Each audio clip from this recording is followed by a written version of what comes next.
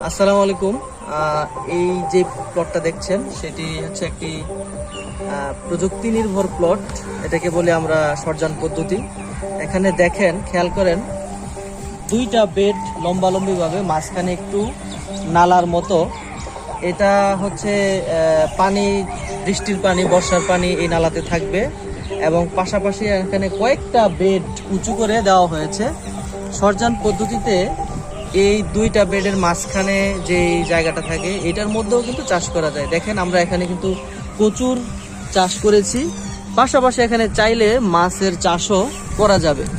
তো এখন বর্ষা মৌসুম, এখন চলতেছে, আজকে হচ্ছে আষাঢ় মাসের 1 তারিখ।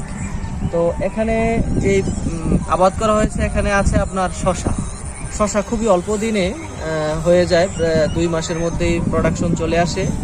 তো এখন শশা বিক্রি শুরু হয়েছে।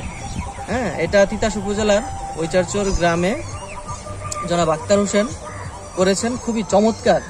আমরা যথাসময়ে এসে ওনাকে পরামর্শ দিয়েছি যে কিভাবে রোগ এবং পোকামাকড় হাত থেকে রক্ষা করবে। সবগুলোই মাথায় রেখে আমাদের এখানে এই প্রযুক্তিটা স্থাপন করা হয়েছে। এই প্রযুক্তিটার নাম হচ্ছে সরজান পদ্ধতি। এই পদ্ধতির অবলম্বন করলে বর্ষা মৌসুমেও সবজি আবাদ করা সম্ভব। কারণ